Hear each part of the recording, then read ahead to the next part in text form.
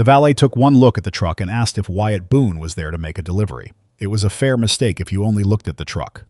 A 09 Ford with a ladder rack, primer gray, over one fender where he'd fixed the rust himself, a magnetic sign on the door that said Boone Carpentry Honest Work because Wyatt had never been able to make himself say anything fancier than that. "I'm a guest," Wyatt said. "Graduation. My daughter's the valedictorian." The valet, a kid 19, maybe looked at the truck again, then at the man at the pressed collar and the sport coat that was clean but 2 sizes out of style, at the hands that had clearly built things, and he did the small, unmistakable thing that people at places like Bellcrest are trained not to do and do anyway. He hesitated. "Sir, I think maybe deliveries is around back. There's a—" "Wren Boone," Wyatt said quietly. "Program says she speaks at 7. I'd like to be inside before that." At a table under the big white tent 40 yards away, a man named Trent Sinclair watched the gray truck idle at the gate and lifted his champagne flute to get his father's attention. "Dad," he said, grinning, "the help's arrived." 4 hours later, that same man would be standing in that same spot, gone the color of the tablecloth, watching 9 black cars come up the drive, one after another, slow as a funeral, and twice as certain. And he would understand too late the way these things are always understood too late exactly whose graduation this actually was. This is the story of the man they thought was the delivery, and of the 9 cars, and of what a folded flag in the bottom of a footlocker had been waiting 11 years to say out loud. To understand why 9 cars came up that drive, you have to understand why not one person at Bellcrest Country Club believed they would. Wyatt Boone was 46 years old, and he built stairs. That's the short version, and it's the version he'd give you because Wyatt was a man who told the truth in the smallest available quantity. Stairs, cabinets, a pergola, if somebody insisted, the occasional built-in bookcase for a family in one of the big houses up on Fairhaven Ridge, the same family, some of them, whose kids went to Whitmore Academy with his daughter. He'd built a wine cellar for a cardiologist once, and the man had shaken his hand and said, "You do beautiful work," and never once asked what Wyatt had done before he did beautiful work. Nobody asked? That was fine with Wyatt. That was in fact the entire arrangement he'd made with the second half of his life. He lived in a 2-bedroom rental on Coldbrook Street with a daughter, a dog named Biscuit, and a workshop in the garage that was cleaner than most people's kitchens. He was up at 5. He drank his coffee black on the back step no matter the weather. He didn't drink, otherwise hadn't in years. He stood a certain way when he was waiting for something, feet apart, hands loosely behind his back, weight even. And if you'd ever spent time around men who'd worn a uniform for a living, you'd have clocked it in a second, but the people of Fairhaven had mostly not spent time around men like that, so to them it just read as a contractor being polite. He had a scar that ran from his left ear down under his collar. When kids asked, he said lawnmower. It was not a lawnmower. He had a tattoo on the inside of his right forearm that he kept covered with long sleeves even in July, a small crest, a dagger over an arc of Latin de oppresso liber, which he would have translated for you if you'd ever seen it, and asked as to free the oppressed, and which he had not shown to a single soul in Fairhaven in 11 years. And in the bottom of a green footlocker in his closet under a folded triangle of flag and a stack of letters he had never reread, there was a small blue box, and inside the box was a medal that the United States government does not hand out lightly, and Wyatt Boone had put it in that box the week he moved to Connecticut, and had not opened the box since. He had decided a long time ago that he would rather be underestimated for the rest of his life than spend one more day being the man that medal made him. He'd traded the whole story for one thing, and the one thing was named Wren. Wren Boone was 18, and she was by any measure her father could find better than he had any right to expect. She'd been 6 when it was just the two of them. She was the reason the story went the way it went, the reason a man who'd led other men through the worst nights of their lives came home and picked up a chisel instead of a rifle and decided that the most dangerous thing he would ever do from then on was raise a girl right. He'd learned to braid hair off a YouTube video at 1 in the morning, cursing softly, Biscuit watching from the doorway. He'd sat through 11 years of parent-teacher conferences in his one clean shirt. He'd shown up to every recital, every science fair, every flu, every 2 a.m. nightmare, and he had never once, not one time, said a bad word to Wren about her mother or her mother's family because he had decided that too early as a discipline, she doesn't inherit my grudges. She inherits a clean start. Wren was valedictorian of Whitmore Academy. She'd gotten there on a scholarship her father had never told her he'd applied for on her behalf, and she'd earned a full ride to Stanford on her own, and 2 months ago she had told her grandfather to his face in his study with the fire going, "No thank you," when he offered to pay for Princeton on the condition that she spend more time on the right side of the family. She had her father's stillness. She just aimed it at different things. And 3 weeks before graduation, looking for a shoebox of old photos to make a slideshow for her speech, Wren Boone had opened the wrong closet and moved the wrong footlocker and found the blue box. But we'll get to that. Vivian Sinclair had been Vivian Boone for 4 years, and she talked about those 4 years the way you talk about a bad haircut you got on vacation. She'd married Wyatt at 24 against her family during the exact window of her life when marrying against her family felt like the most interesting thing a person could do. He'd been quiet and certain and unlike anyone in her world, and for a while that was thrilling. And then Ren was born. And then the thrilling thing became a small house. And a man who wouldn't take money from her father and wouldn't explain where the scar came from and wouldn't let the Sinclairs make him into something they could be proud of. The marriage ended when Ren was 5. It ended the way these things do, among people with lawyers, quietly, expensively, and with a custody arrangement that surprised everyone. Because Wyatt got Ren, not out of spite, out of arithmetic. Vivian had been traveling with her mother in Europe more months than not. Wyatt had been the one at every pediatrician appointment, every bath, every bedtime. When the evaluator did the home study, one house had a nanny and a guest wing and a mother who was finding herself in Portugal, and the other house had a man who'd built his daughter a bed shaped like a boat and knew the name of every stuffed animal in it. Vivian got weekends she mostly didn't use. Wyatt got a daughter and a lifetime of the Sinclairs, deciding silently and unanimously that he had taken something from them. That was the wound. Everything the family did for the next 13 years grew out of it. They couldn't say he outparented us, so they said in 1,000 small ways he's beneath us, because if he was beneath them, then losing to him didn't count. Warren Sinclair, Vivian's father, was 72 and ran what was left of a commercial real estate fortune with the cold patience of a man who had never in his life been told no by anyone he couldn't fire. He'd built Fairhaven's biggest developments. He had a wing named after him at the hospital and a bench named after him at Whitmore, and a way of looking at people who worked with their hands that suggested he was calculating their hourly rate. Trent Sinclair, Vivian's older brother, was 48 and had inherited the money without the patience. He ran a family office, which is a phrase that means he lost some of his father's money in interesting ways and golfed about the rest. He was loud where his father was quiet, and he had spent 13 years treating Wyatt Boone as the single funniest thing that had ever happened to his family. The carpenter, he called him, always with the article the carpenter, as though Wyatt were a fixture rather than a man. And it was Trent who had planned the party. Because here's the thing the Sinclairs had done, and it's worth understanding because it's what made the whole night possible. They had thrown a graduation gala for Ren at Bellcrest, the club Warren had helped found, and they had done it around her father instead of with him. 200 guests, a tent, a band, a raw bar. Vivian's name and Warren's name on the invitation. And Wyatt Boone, the man who had actually raised the girl of honor, had found out about it from Ren 3 weeks before when she came home confused and said, "Dad, Grandpa's throwing me a party and I don't think you're on the list." Wyatt had been quiet for a moment. Then he'd said the thing he always said. "That's fine. I'll come as your guest. It's your night, not mine." And Ren, who was 18 and had her father's stillness and none of his patience for being managed, had looked at him for a long moment and said, "No, it's our night." And then she'd gone into her room and made a phone call she did not tell her father about. Abel Wyatt parked the truck himself out past the tennis courts where the caterers parked because the valet's hesitation had told him everything he needed to know, and he saw no reason to make the kids' night harder. He walked in the front anyway. He'd earned that much. The tent was the kind of beautiful that costs a specific and enormous amount of money to look effortless. String lights, white peonies, a jazz trio, waiters moving through the crowd with trays of things on toast. 200 people who all seemed to know each other in linen and pastel, holding drinks the color of sunset. Wyatt stood at the edge of it, in his clean sport coat, and looked for his daughter. He found instead Regina Fenwick. Regina was Bellcrest's events director, a brisk woman with a clipboard and a headset and the specific radar of a person whose entire job is knowing who belongs. She intercepted Wyatt 8 feet inside the tent with a smile that had been installed rather than felt.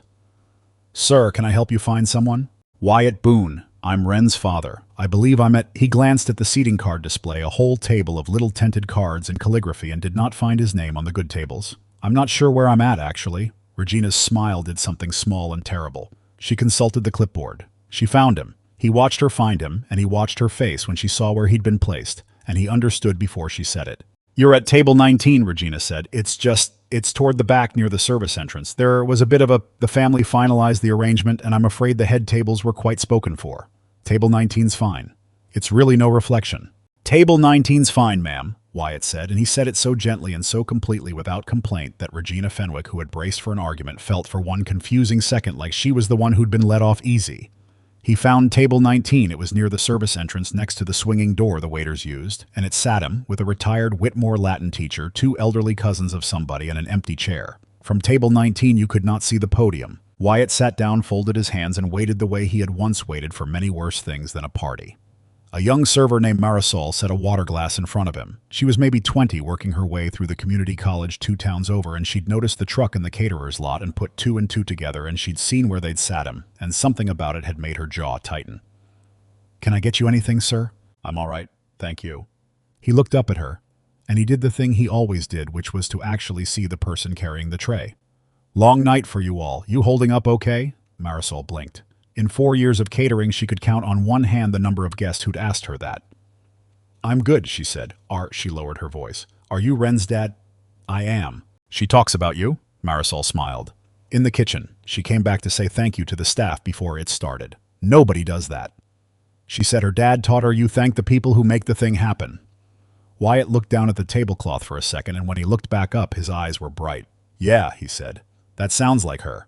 It was Trent who couldn't leave it alone. He'd had 3 glasses of the good champagne, and he was standing near the front holding a fourth, and around him were the people he wanted to be seen by: a state assemblyman, a hedge fund guy from Greenwich Vivian, looking uncomfortable and beautiful in gray, and Trent Sinclair looked back across 200 people to the little table by the service door where the carpenter was sitting alone, and he decided it would be funny.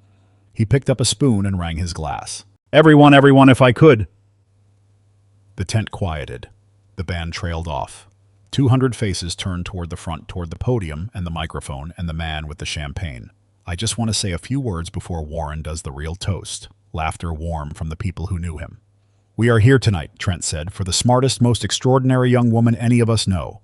My niece, Ren Sinclair. Boone, said a clear voice from the crowd. It was Ren. She was standing near the front in a simple dark dress, and she said it again evenly without heat. Ren Boone, that's my name. A ripple went through the tent. Trent recovered with a laugh. Ren Boone, of course, forgive me. Old habits. A few chuckles. Our Ren is off to Stanford full scholarship, which in this family, He put his hand to his chest in mock astonishment. We frankly did not know was still a thing people did. We usually just write the check. Bigger laughter. Warren Sinclair at the front table allowed himself a thin smile. And I think it's important on a night like tonight, Trent went on, and his eyes drifted deliberately all the way to the back of the tent to table 19. To remember that greatness doesn't come from where you start. Ren didn't get here because of fancy connections. She got here despite, well, he smiled, despite a lot. Some of you know Ren was raised mostly by her father, a very He searched, enjoying it, a very hard-working man, a carpenter. Builds a heck of a staircase, I'm told. The laughter this time was the bad kind, the kind that has a target. 200 heads, some of them turned to look at the man, alone at the back table, and Wyatt Boone sat very still under 200 glances and did not change his face at all. And I think that's beautiful, Trent said, pressing his palm to his heart again. I do, that a girl can come from a 2-bedroom situation, a pickup truck situation, and still with a little help from the people who love her. He gestured grandly at the tent his father had paid for, rise above it. To us. That's the American dream, folks. To Ren. To Ren, the tent murmured, glasses lifting. And at the back near the service door, Wyatt Boone lifted his water glass along with everyone else and drank to his daughter and said nothing because his daughter had asked him for one thing on the drive over. Dad, promise me you won't make a scene no matter what they do, and Wyatt Boone had spent his whole life keeping worse promises than that. But Marisol, standing by the swinging door with a tray of empty flutes, watched a girl's father toast his own humiliation with a glass of water and had to go into the kitchen for a minute. Here is the part that mattered, and almost nobody in the tent saw it. Ren saw it. Ren watched her uncle turn her father into a punchline in front of 200 people, and she watched her father take it, the way he took everything, absorbing it into that great still place inside him where the worst nights of his life already lived, and she watched him lift a glass of water and drink to her anyway. And something in Ren Boone, which had been coiling tighter for 3 weeks since the day she opened the blue box, went very calm. She looked at her phone. A text had come in 20 minutes ago, and she hadn't let herself check it. She checked it now. It said, off the highway. 10 minutes out. All of us. G. Ren Boone put her phone away and looked across the tent at her father. And for the first time all night, she smiled. 3 weeks earlier, Ren had been kneeling on the floor of her father's closet looking for the shoebox of photos. She'd moved the green footlocker to get to it. It was heavier than it looked, and something inside shifted with a solid, careful weight, and the lid, old and badly latched, had come open in her hands. On top was the flag. Folded into its tight triangle, blue field and stars out the way you only fold a flag for one reason. Under it a bundle of letters tied with a bootlace. And under the letters a small blue box hinged, the kind that jewelry doesn't come in. Ren had known even before she opened it that she was somewhere she wasn't supposed to be. But she opened it anyway because she was her father's daughter. And her father had raised her to look directly at true things. Inside on white satin was a star. A gold 5-pointed star hanging from a blue ribbon dotted with white stars, and even Ren, who knew almost nothing about the military because her father had built an entire life out of never mentioning it, even Ren knew what that ribbon meant. Everyone knows what that ribbon means. You see it once in a history class and it stays. She sat on the floor of the closet and she did not touch it. Then she untied the letters. She didn't read all of them. She read 3. They were from different men in different handwriting across different years, and they all said in their different ways the same impossible thing. Sergeant Major, I named him Wyatt. My wife wasn't sure, but I told her there wasn't another option. You gave me the years to have a son. This is the least of what I owe you. Boone, 12 years today. I still wake up on the 14th every year at Yo 300 like I'm back in that wadi. And every year I remember it was your voice. You carried Ellison 2 miles on a shattered ankle and told the after-action board it was Ruiz, so Ruiz would make the list. I know what you did. We all know what you did. Doc. Wyatt. I made General last week. There is a version of my life that ends in a riverbed in 2013, and you are the only reason it doesn't. My daughter asked me last night who the bravest man I ever knew was, and I told her about a sergeant who gave away his own medal citation because he thought the young guys needed it more than he did. She didn't believe me. I said that's all right. He wouldn't either. Nate. Wren Boone sat on the floor of her father's closet and cried without making any noise, which was a skill she had also learned from him. And then she wiped her face and she carefully retied the letters and put the box back and closed the footlocker. She never told her father she'd found it. She understood without being told that the box was a locked room and her father had chosen to live outside it, and that was his to choose. But she copied down 4 names. And over the next 3 weeks, quietly from her bedroom, Wren Boone did what an 18-year-old valedictorian with a full ride to Stanford is extremely well equipped to do. She found them. It wasn't even hard. One of them ran a foundation. One of them was in fact a United States Senator. One of them was a major general at Fort Liberty. One of them had built a company you have heard of. She wrote the same email to all 4. It was short. She was her father's daughter. She told the truth in the smallest available quantity. My name is Wren Boone. I'm Sergeant Major Wyatt Boone's daughter. I'm graduating on the 14th. My father has never told me a single thing about who he was before he was my dad. And I only know your names because I found a box he doesn't know I opened. I'm not asking for anything. I just thought that somewhere in the world there should be people at my graduation who know what my father actually is. My mother's family is throwing the party. They think he's the help. She'd expected maybe a reply, a card. She got a phone call within the hour from a man who introduced himself as General Nathaniel Voss, and who was quiet for a moment after she finished explaining and then said in a voice that had gone thick, "Wren, where and when, all of it. Give me the address." "It's you don't have to—" "Ma'am," said the general, "I have been waiting 11 years for your father to let anybody do something for him. Give me the address." There was one more indignity first. There's always one more right before the reveal. The story of a good man's night is a rising staircase, and the machine can never resist one final step. Regina Fenwick appeared at table 19 at 6:48 with her clipboard and her installed smile, and she leaned down close to Wyatt so as not to make a scene. And she said in the confidential tone people use when they're about to ask you to disappear, "Mr. Boone, I'm so sorry to bother you. We're about to do the formal family portraits over on the terrace, just. The immediate family, the grandparents, Wren. You understand, and the photographer needs the back of the tent clear for the light. Would you mind terribly stepping out to the veranda for about 20 minutes? There's a lovely little bar set up out there." She said it gently. That was the cruelest part. She said the immediate family to the man who had done every bath and every fever and every 2 a.m. nightmare for 18 years, and she asked him to leave his own daughter's graduation portrait so the light would be better for the people who'd hired her. Wyatt Boone looked at her for a moment. Then he set his napkin on the table and started without a word of complaint to stand up and go. Stand on the veranda by himself because his daughter had asked him not to make a scene, and because standing alone in the dark while other people took the photograph was a smaller pain than 100 he'd already survived, and he had learned a long time ago how to carry the small ones without letting them show. I was halfway out of his chair when the sound reached the tent. It wasn't loud. That was the strange thing. It was just steady.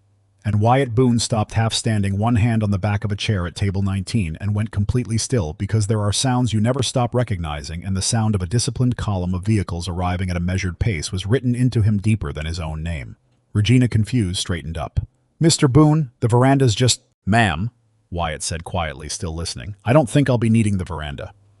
Up at the podium, Warren Sinclair had risen to give the real toast oblivious, and gotten 3 sentences into it, something about legacy, about how the Sinclair name has always stood for excellence in this community, before the sound finally grew loud enough to reach the rest of the tent. The low, even sound of engines coming up the long, tree-lined drive, one after another, not racing, not hurrying, moving at the deliberate ceremonial pace of a procession that knows it does not need to hurry because it has already arrived everywhere it matters. Heads turned. Forks stopped.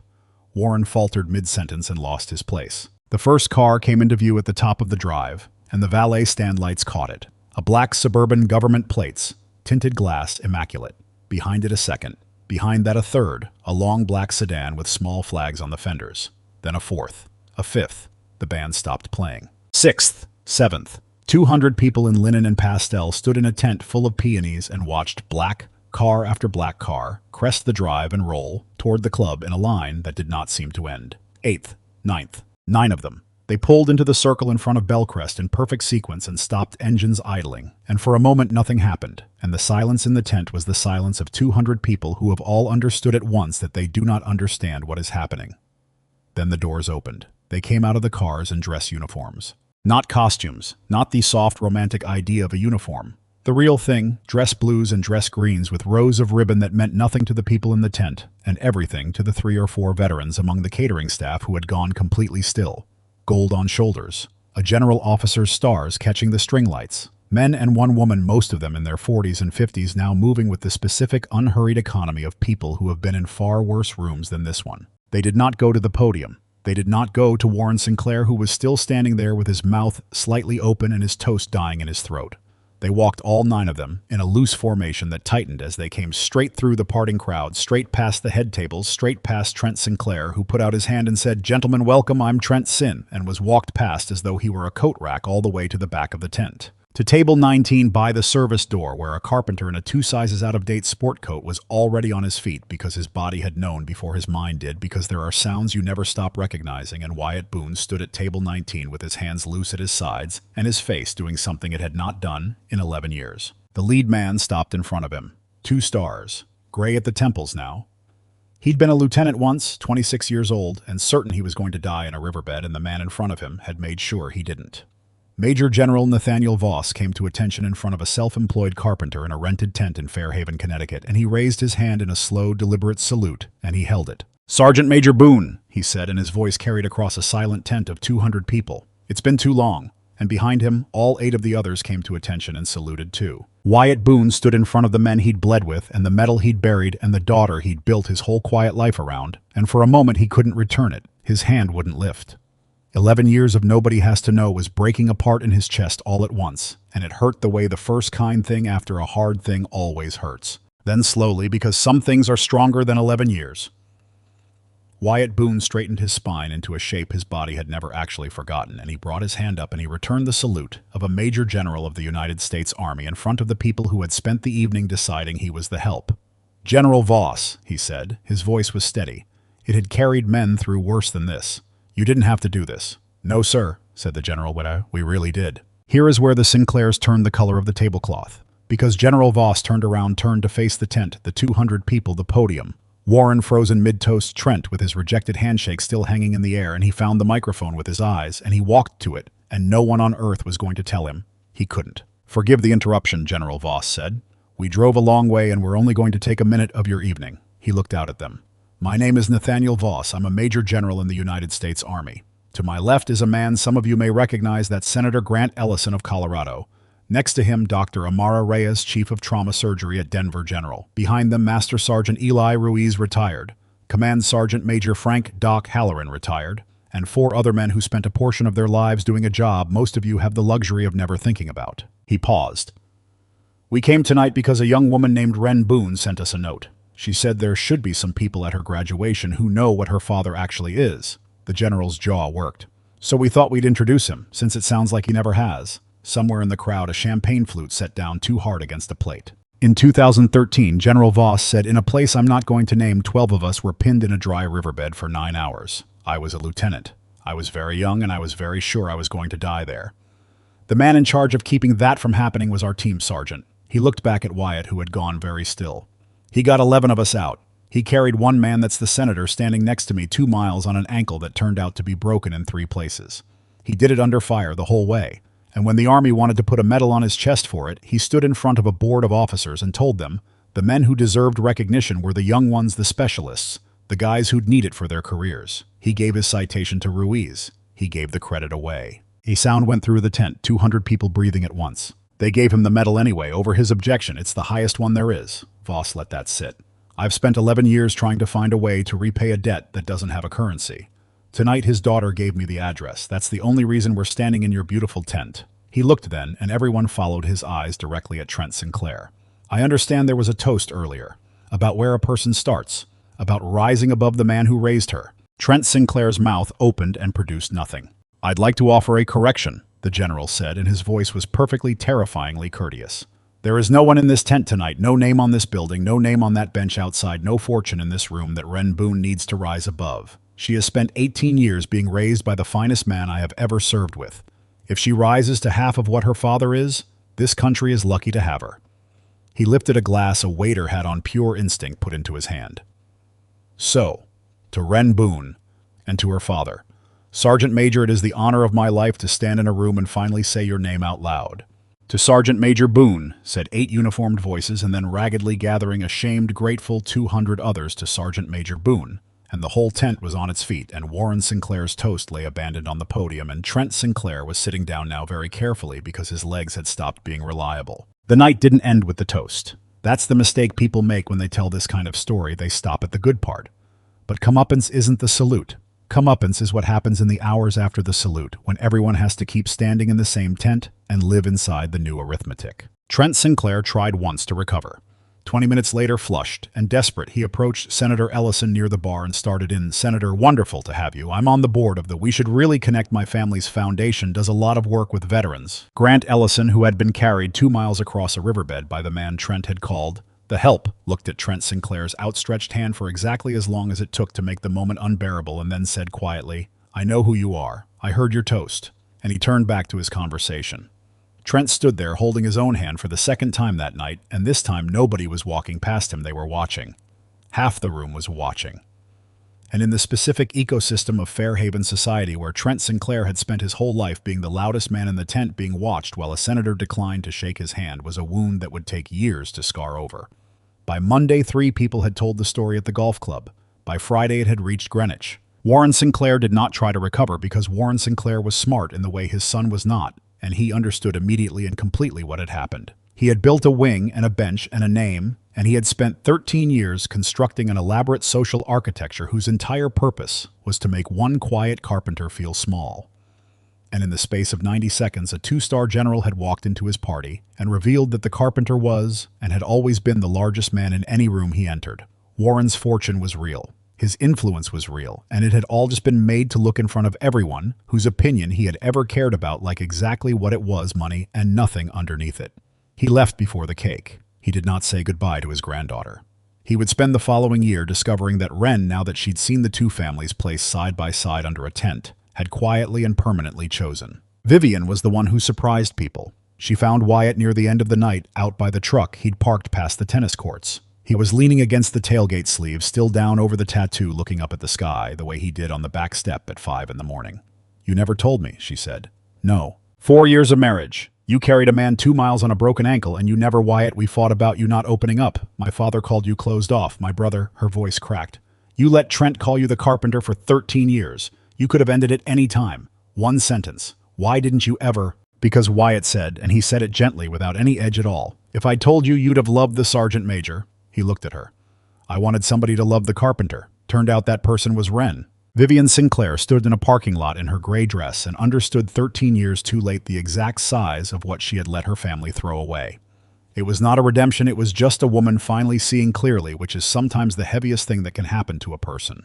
She did not remarry the story she'd told herself about her ex-husband. She could no longer afford it. Regina Fenwick, the events director who'd put Wyatt at table 19, spent the last hour of the gala personally frantically trying to have his table moved to the front, which was of course far too late and only made it worse, and which General Voss put a stop to by saying mildly, "The sergeant major's fine where he is, ma'am. He's used to holding the back. It's the most important position in any formation." Wyatt stayed at table 19 the rest of the night, and by the end of it, table 19 was the only table anyone wanted to be near. Marisol, the young server, got a different ending. Around 11, as the caterers broke down the tent, Wyatt found her and thanked her. "You were the only person in that whole tent who treated my kid's dad like a person before you had a reason to." 2 years later, Marisol Reyes Ortiz, no relation to the surgeon, though she liked telling people there was, would graduate from the community college with a nursing degree partly funded by a scholarship for children of service families and first-generation students that a certain Veterans Foundation quietly created that fall at the suggestion of a sergeant major who had never in his life asked for anything for himself but turned out to be very good at asking for things for other people once he remembered he was allowed to. Ren Boone still had to give her valedictory address. She gave it at the actual graduation 2 days later in the Whitmore Academy Gymnasium in a cap and gown to 400 families in folding chairs. And she threw away the speech she'd written, the one with the slideshow, the one about reaching for the stars, and she spoke without notes. 3 weeks ago, she said, I opened a box in my father's closet that I wasn't supposed to open. I'm not going to tell you what was in it because it's his, not mine, but I'll tell you what I learned. The gym was very quiet. I learned that the most impressive person I have ever known spent my entire childhood making sure I would never find out how impressive he was. He didn't do it to be humble. He did it because he decided that the best thing he could give me wasn't his medals or his story or his name. It was his attention, every single day. He gave up being a hero so he could be a father, and he never once let me see it as a sacrifice because to him it wasn't one. She found her father in the third row, sleeves down, sitting very still. There are people in my life who tried to teach me that where you come from determines what you're worth. That a name on a building means more than a name on a note somebody wrote you when they thought no one was watching. She swallowed. They're wrong. I know they're wrong because I was raised by the proof. My father taught me that you thank the people who make the thing happen. So, she looked at him. Dad, you made me happen. Thank you. I'm Ren Boone. I'll always be Ren Boone. And I have never once in my life wanted to rise above you, only up to you. Wyatt Boone sat in a folding chair in a high school gymnasium and did the thing he'd done at table 19, which was to let his face come apart quietly in public with the dignity of a man who had finally, after 11 years, been given permission by his own daughter to be the whole of who he was. General Voss had stayed in town for it. So had Doc Halloran. They sat in the back, the most important position in any formation, and they did not salute this time because it wasn't that kind of moment. They just watched the sergeant major cry. And they were glad because they'd been waiting 11 years for somebody to finally get through to him. And it had turned out to be an 18-year-old with his exact same stillness aimed at last in the right direction. Meta ending. All right, let's be honest with each other for a second. Wyatt Boone isn't real. Neither is Ren or General Voss or a green footlocker with a blue box at the bottom of it. But you know somebody like him. You do. You know a man or a woman who does honest work with their hands, who gets talked over at the party, who gets seated near the service door, who absorbs the small insults of people with louder names and never once tells you the thing about themselves that would make everyone in the room go quiet. Because that's the part these stories usually get wrong. They make you think the point is the 9 cars, the reveal, the salute. It isn't. The point is the 11 years. The point is that Wyatt Boone was exactly as extraordinary at table 19 before anyone knew as he was after the general saluted him. The medal didn't make him worth something. It was in a box in a closet the entire time, and it changed nothing about who he was. It only changed what the room was willing to see. And that should bother you a little, because it means the room is almost always wrong. It means every tent you've ever stood in has had a Wyatt Boone in it at the back table holding a glass of water, and you had no way of knowing, and you decided anyway. So here's the real question, and it's not the one you think. Everyone watching this is going to imagine being Wyatt the good man wronged, waiting for his 9 cars to come up the drive and prove everybody wrong. But your 9 cars aren't coming. Mine aren't either. Most good, quiet, decent people go their whole lives, and the general never shows up to say their name out loud. So the only question that actually matters is this: when you were at the party and there was somebody sitting alone at the back table, did you go get them before you had a reason to? Before the cars came up the drive? Marisol did. She's the whole point of the story, and almost nobody remembers her name. Tell me down in the comments about a Wyatt Boone, you know. Somebody quietly extraordinary that the world decided to seat at the back. Say their name. Let's put some of them in this comment section out loud, since so few of them ever get a general. And if you've ever been the one at table 19, if you've ever sat there in your one clean shirt and drunk to your own humiliation because someone you love asked you not to make a scene, type table 19 below and go see how many of us are sitting there with you. It's more than you'd think. It always is. If this one got to you, hit like so it reaches somebody who's parked their truck out past the tennis courts tonight, and subscribe. There's a new one every week. Take care of each other out there, and go talk to the person at the back table. You never know whose daughter is about to make a phone call. End.